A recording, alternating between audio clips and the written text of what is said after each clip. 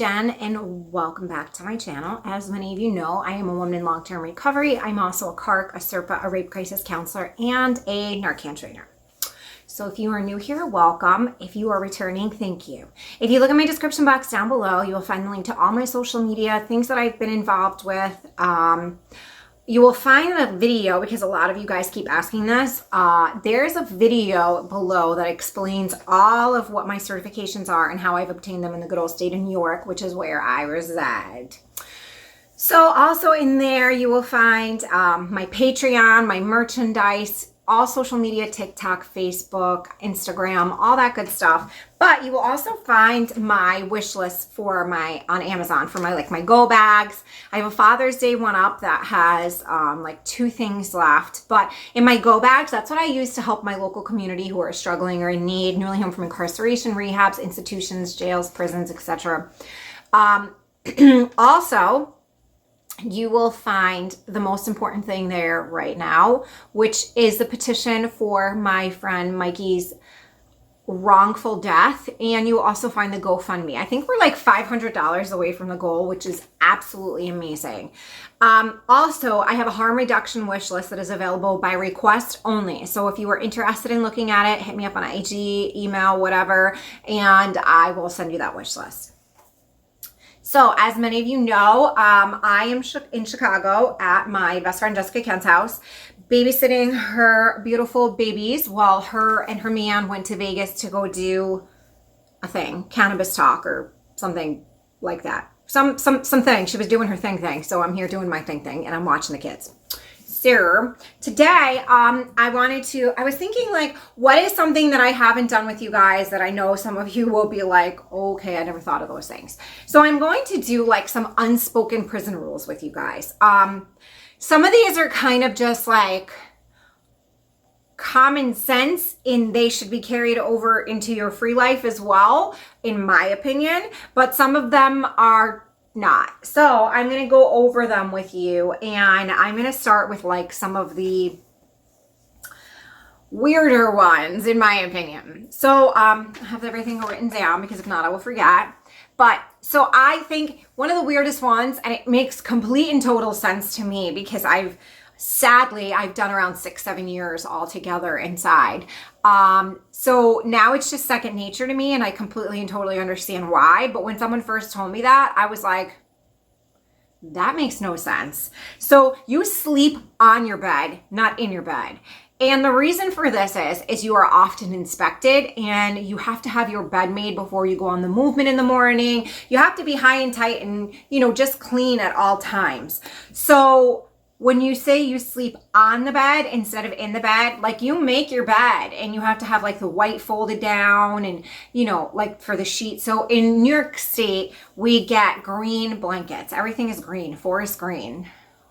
I hate forest green now. So you fold it down and you make your bed, right? And you tuck it in real tight. And then you have a second blanket, and that's the blanket you cover up with. So like you really just sleep on your bed with it made. This way, sometimes we have rough nights where we're tossing and turning. You just get up, you tuck that shit in real good, fold up your other blanket, and you're good to go. You don't have to waste 20 minutes fixing your blankets because you will get a misbehavior report or a ticket or whatever you want to call it. You will get in trouble for that. Number 2 is you never shower without shower shoes.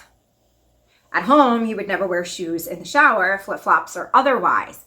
In prison, you would never shower without them. God only knows what kind of funk is going on that floor.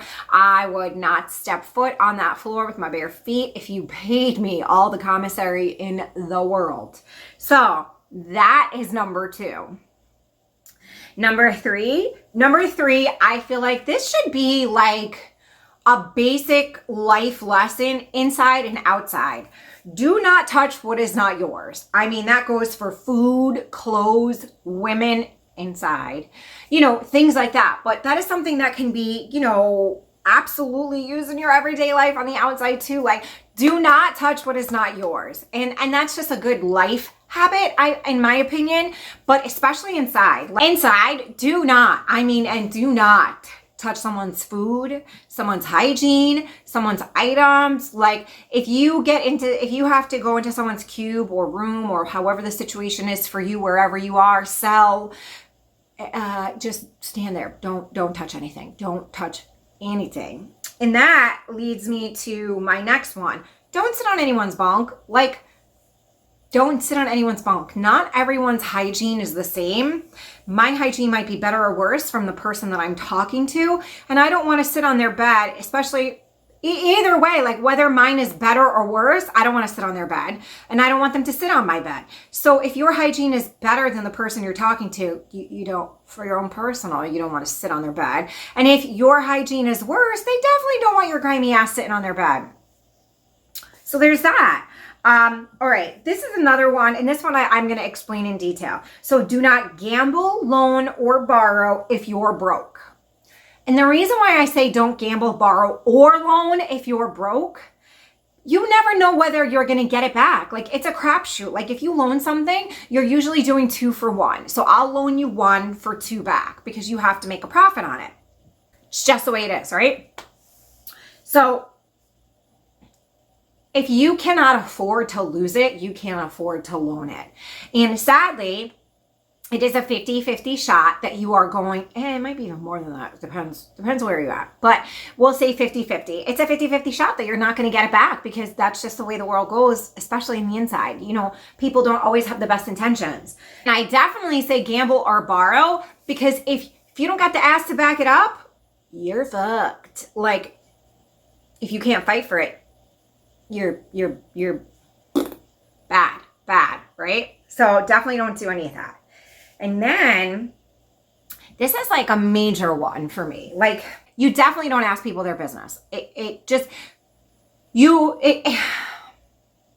This is a very silent code in there that is to be abided by everyone. Unless someone comes to you and says, hey, listen, I really want to talk to you about something. And this is usually like after y'all have broke bread for a while, you're in the same dorm, y'all do the yard together, like you developed a relationship. Nobody's going to come to you in the first like week of them being a new inmate and say, hey, I want to discuss my charges with you. Unless it's like petty stuff and you're there for like a grand larceny or whatever the case may be. But otherwise, 9 times out of 10, I want you to know why that they're there. Nobody wants to share their business with you. It's just not something that is talked about. It's a very private issue.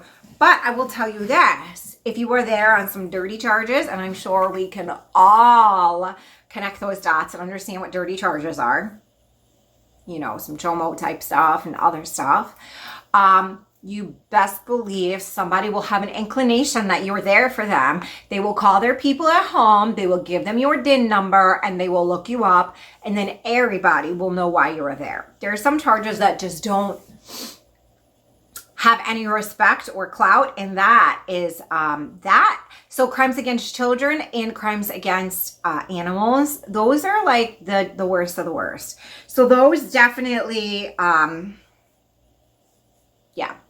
But I mean, so for me, I was there the last time I was there on 2 sealed indictments for methamphetamines that obviously became unsealed and got dropped down to 1. So I pled down to 1 instead of 2 because I probably would have gotten double the time for 2. And I didn't have a problem stating what my charges were, but I still didn't want to talk about it. Like, why? What are we going to do? Glorify it? Make a big deal about it? Make it seem something good when it's not? I was embarrassed. I knew better. I knew I shouldn't have been doing what I was doing.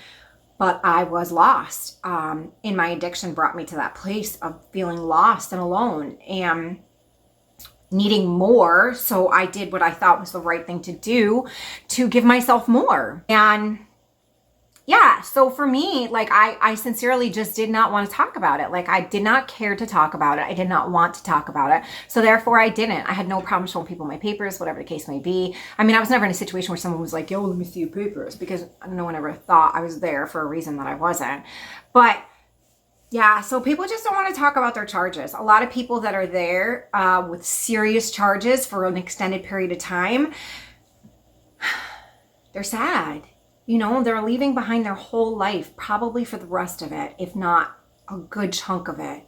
And nobody wants to rehash that. Like, it's bad enough you're already where you're at, So yeah, don't ever, you sleep on the bed, not in the bed.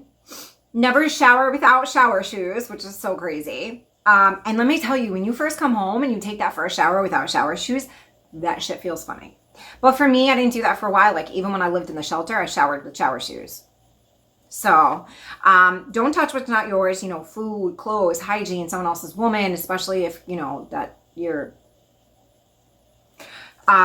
don't sit on anyone's bunk because that's just gross. And it's actually viewed as disrespect. And we don't want anyone feeling disrespected because that's when ish starts to go down. Don't gamble, loan, or borrow, especially if you use a broke, because if you can't afford to lose it, you can't afford to loan it. And don't ask people about their business. It's very similar to the real world, like treat people how you want to be treated. That's a good motto to live by. And I try very hard to live by that in my day-to-day life still to this day. I hope you guys all enjoyed the little unspoken prison rules for New York State Correctional Facility. And I'm sure these have crossover like everywhere, federal, state, like I'm sure, probably even like overseas. These are pretty basic prison rules. So, yeah, that's about it. I am leaving very, very, very early in the morning. And when you guys see this, I will already be home. And I hope you guys all had an amazing weekend. And remember, we recover loudly so those behind us do not suffer in silence. Bye.